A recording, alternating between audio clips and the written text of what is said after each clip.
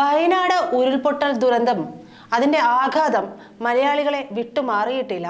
മാത്രമല്ല, അവിടെ എല്ലാം നഷ്ടപ്പെട്ടവർക്ക് ഏതെങ്കിലും ഒരു രീതിയിൽ പണം കൊണ്ടോ വസ്തുക്കൾ കൊണ്ടോ, ഇനി അതൊന്നുമില്ലെങ്കിൽ ശരീരം കൊണ്ട് ആ സമയത്ത് അവർക്ക് എന്ത് ചെയ്തു കൊടുക്കാൻ പറ്റുമോ അത്തരത്തിൽ ഉപകാരം ചെയ്യാൻ, തങ്ങളെ കൊണ്ടാവുന്നത് ചെയ്യാൻ സജ്ജരായി നിൽക്കുകയാണ് മലയാളികൾ.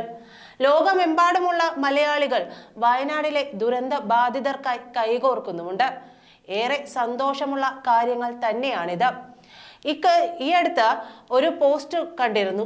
കുട്ടികളെ, അതായത് ഉറ്റവരും ഉടയവരും നഷ്ടപ്പെട്ട കുട്ടികളെ ഏറ്റെടുക്കാൻ, അത് ഏറ്റെടുത്തുകൊണ്ട് ഒരുപാട് വലിയ സൗകര്യങ്ങളൊന്നും ഞങ്ങൾക്ക് ചിലപ്പോൾ ചെയ്തു തരാൻ പറ്റില്ല, പക്ഷേ ഞങ്ങളുടെ കുട്ടികളെ വളർത്തുന്നതിനൊപ്പം ഈ കുട്ടികളെ കൂടി ഏറ്റെടുത്ത് അവർക്ക് വേണ്ട സൗകര്യങ്ങളൊക്കെ ചെയ്തു കൊടുത്ത്, തങ്ങളാൽ കഴിയുന്ന രീതിയിൽ ചെയ്തു കൊടുത്ത് അവരെ ഏറ്റെടുക്കാനും വളർത്താനും തയ്യാറാണെന്ന അടക്കമുള്ള പോസ്റ്റുകൾ നമ്മൾ കണ്ടു.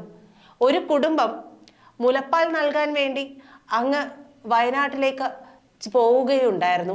ഏതെങ്കിലും കുഞ്ഞുങ്ങൾക്ക് മുലപ്പാൽ ആവശ്യമുണ്ടെങ്കിൽ അത് കൊടുക്കാൻ തൻ്റെ ഭാര്യ സന്നദ്ധയാണ്, തനിക്കതിന് കുഴപ്പമില്ല എന്ന് പറഞ്ഞുകൊണ്ട് മറ്റൊരു പോസ്റ്റ് കണ്ടു. ആ പോസ്റ്റിന് താഴെ മറ്റൊരു ഏഭ്യൻ വന്നിട്ട് മോശമായ കമന്റ് ഇട്ടതും അയാളെ തല്ലിച്ചതച്ചതും നാട്ടുകാർ തല്ലിച്ചതച്ചതും ഒക്കെ വേറെ കഥ.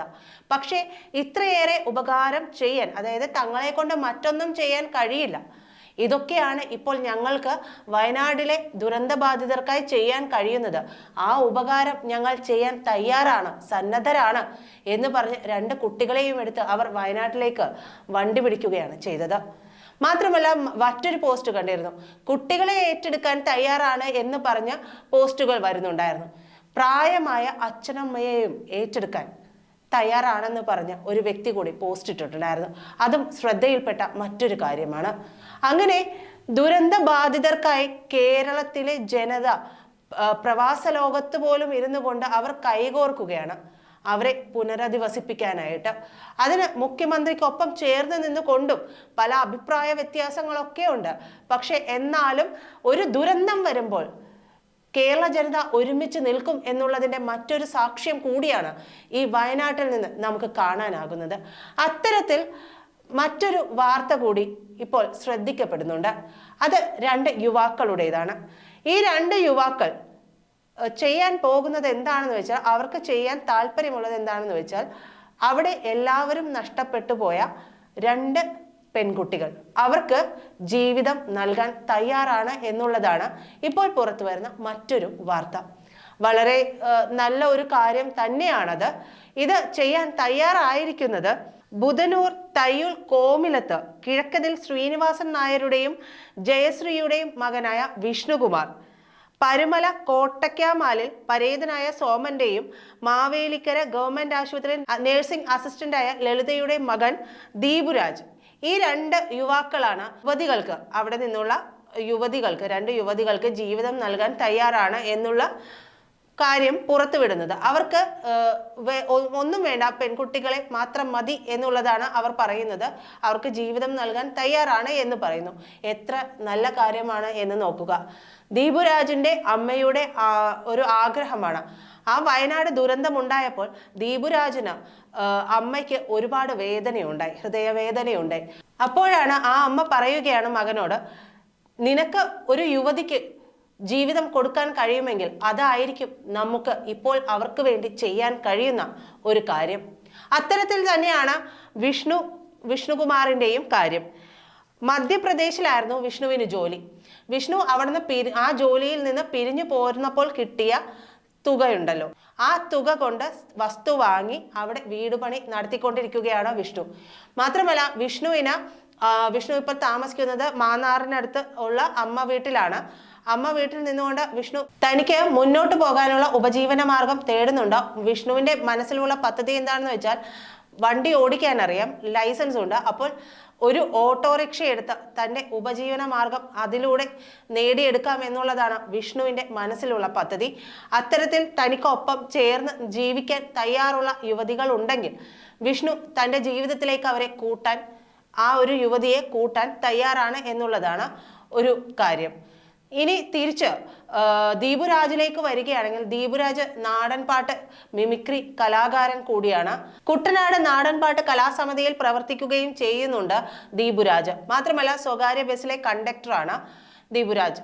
അപ്പോൾ ഈ രണ്ട് യുവാക്കൾ സ്വമനസാലെ, അമ്മയുടെ പ്രേരണയൊക്കെ ഉണ്ടെങ്കിൽ പോലും അത് നമുക്ക് ഉള്ളിൽ നിന്ന് തോന്നണമല്ലോ. ആര് പറഞ്ഞാലും നമ്മൾ ഒരു ഉപകാരം ഒരാൾക്ക് ചെയ്യണമെന്നുണ്ടെങ്കിൽ നമ്മുടെ ഉള്ളിൽ നിന്ന് ആ ഒരു തോന്നൽ ഉണ്ടാകണം.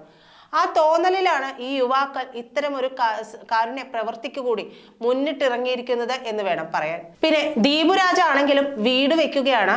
ചെട്ടിക്കുളങ്ങരയിൽ സ്ഥലം വാങ്ങി അവിടെ വീട് പണി നടന്നുകൊണ്ടിരിക്കുകയാണ് ദീപുരാജിൻ്റെതും.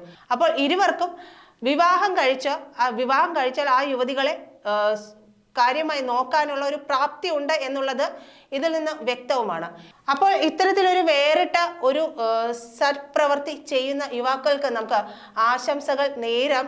അതോടൊപ്പം തന്നെ നിങ്ങൾ ഒരു ദുരന്തത്തിൽപ്പെട്ടവരെയാണ് ജീവിതത്തിലേക്ക് ക്ഷണിക്കാൻ നിൽക്കുന്നത്. ആ ക്ഷണിച്ചു കൊണ്ടുവരുമ്പോൾ അവരെ അതുപോലെ നോക്കുക എന്നുള്ളൊരു കാര്യം കൂടി നിങ്ങൾ മറന്നു പോകരുത്. ജീവിതത്തിന്റെ പല ഘട്ടങ്ങൾ വരുമ്പോൾ നിങ്ങൾ അതൊന്നും മറന്ന് പ്രവർത്തിക്കരുത്. പിന്നീട് പെൺകുട്ടികളോട് പറയാനുള്ളത് എന്താണെന്ന് വെച്ചാൽ, അവർ നിങ്ങളെ ക്ഷണിക്കുന്നത് അവരുടെ കൊച്ചു ജീവിതത്തിലേക്കാണ്.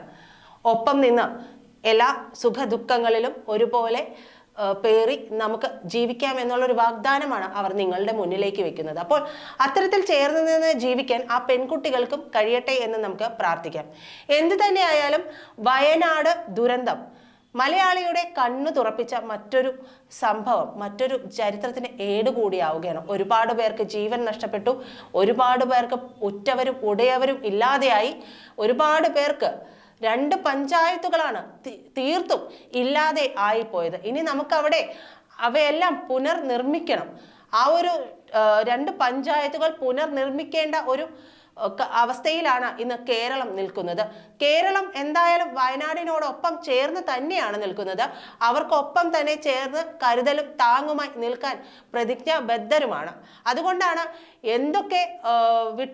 എന്തൊക്കെ പരാതികളുണ്ട്, എന്തൊക്കെ ആരോപണങ്ങൾ ഉണ്ട് എന്ന് പറയുമ്പോഴും മുഖ്യമന്ത്രിയുടെ ദുരിതാശ്വാസ നിധിയിലേക്ക് ഫണ്ടുകൾ വരുന്നതും, അതല്ലാതെയും എത്രയോ ആളുകളാണ് സന്നദ്ധ പ്രവർത്തകരുടെ ചേർന്ന് നിന്നുകൊണ്ട് എന്തെല്ലാം കാര്യങ്ങൾ അവർക്ക് വേണ്ടതുണ്ട്. വസ്ത്രം, വെള്ളം, ഭക്ഷണം, ഇങ്ങനെ എല്ലാ കാര്യങ്ങളും, സാനിറ്ററി നാപ്കിൻ ഉൾപ്പെടെ എല്ലാ കാര്യങ്ങളും അവിടേക്ക് എത്തിച്ചു നൽകുകയാണ് കേരളം ഒന്നടങ്കം ചേർന്ന് നിന്നുകൊണ്ട്. അത് കേരളത്തിന് മാത്രം പറയാവുന്ന ഒരു സവിശേഷത കൂടിയാണ്. കാരണം എന്തെല്ലാം പ്രശ്നങ്ങൾ ഉണ്ട് എന്ന് പറയുമ്പോഴും ഒരു ദുരന്തമുണ്ടായാൽ, ഒരു മലയാളിക്ക് ഒരു പ്രശ്നം വന്നാൽ എത്രത്തോളം ചേർന്ന് നിൽക്കും കേരളം എന്നുള്ളത് നമ്മൾ ശിരൂരിൽ അർജുൻ്റെ ഒരു കാര്യത്തിലൂടെ കണ്ടതാണ്. അത് എല്ലാവരും ചോദിച്ചപ്പോൾ കണ്ട ഒരു വീഡിയോ ഉണ്ട്.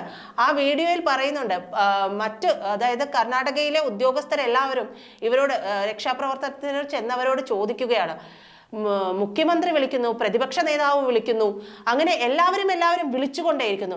ഈ ലോറി ഡ്രൈവർക്കും ലോറിയുടെ ഉടമസ്ഥനുമൊക്കെ ഇത്രയേറെ പിടിപ്പുണ്ട്. അതിന് അയാൾ പറയുന്ന ഒരു മറുപടിയുണ്ട്, അവിടെ ഇല്ലാതെ ആയിപ്പോയത്, കാണാതെ ആയിപ്പോയത് ഒരു മലയാളിയെയാണ്. ആ മലയാളിക്ക് വേണ്ടിയാണ് ഇത്രയേറെ വിളികൾ എല്ലായിടത്തു നിന്നും കർണാടക സർക്കാരിലേക്ക് എത്തുന്നത്. ഇത്രയേറെ പ്രവർത്തനങ്ങൾ ഏകോപിപ്പിക്കാനും അത്രയേറെ തിരച്ചിൽ അവിടെ നടത്താനും കാരണമായത്, അത്രയേറെ കാര്യങ്ങൾ അവിടെ നടക്കാൻ കാരണമായത്, അവിടെ കാണാതെയായത് ഒരു മലയാളിയാണ്, നമ്മുടെ അർജുനെയായിരുന്നു. അർജുന് വേണ്ടിയുള്ള തിരച്ചിൽ നടക്കുകയാണ്. അതോടൊപ്പം തന്നെയാണ് ഈ പറഞ്ഞു വന്നത് വയനാട്ടിലെ കാര്യമാണ്. പക്ഷേ അതിനോട് ചേർത്ത് വായിക്കേണ്ടത് തന്നെയാണ് അർജുന്റെ കാര്യം. കാരണം ഒരു മലയാളിക്ക് എവിടെ എന്ത് പ്രശ്നം വരുന്നോ അവനോടൊപ്പം ചേർന്ന് നിൽക്കാൻ ലോകമെങ്ങുമുള്ള മലയാളികൾ ഒന്നടങ്കം ചേർന്ന് നിൽക്കും എന്നുള്ളത് തന്നെയാണ്. ഈ കഴിഞ്ഞ ദുരന്തങ്ങളിലെല്ലാം 2018 മുതൽ ഇങ്ങോട്ടേക്ക് കേരളത്തിലുണ്ടായ സകല ദുരന്തങ്ങളിലെല്ലാം മലയാളികൾ കൈയോട് കൈ ചേർന്ന്, മെയ്യോട് മെയ് ചേർന്ന് എല്ലാ ദുരന്തങ്ങളെയും മറികടക്കുന്ന ഒരു കാഴ്ചയാണ് ലോകം മുഴുവൻ കാണുന്നത്. ലോകത്ത് മറ്റെവിടെയെങ്കിലും ഇത്തരത്തിലൊരു ഏകോപനം, ആരും പറയാതെ തന്നെ ഇത്തരത്തിലൊരു ഏകോപനം നടന്ന ഒരു ദുരന്തത്തെ അഭിമുഖീകരിക്കാൻ മറ്റേതെങ്കിലും ഒരു ജനത തയ്യാറാകുമോ എന്ന് ചോദിച്ചാൽ സംശയം തന്നെയാണ്. അത് മലയാളിക്ക് മാത്രം കഴിയുന്ന കാര്യമാണ്. അത്തരത്തിലൊരു തീരുമാനം, നന്മയുള്ള തീരുമാനം തന്നെയാണ് ദീപുരാജും വിഷ്ണുകുമാറും എടുത്തിരിക്കുന്നതും. എന്തായാലും അവരുടെ ഭാവിയിലേക്ക് ആശംസകൾ നമുക്ക് നേരാം. നന്ദി.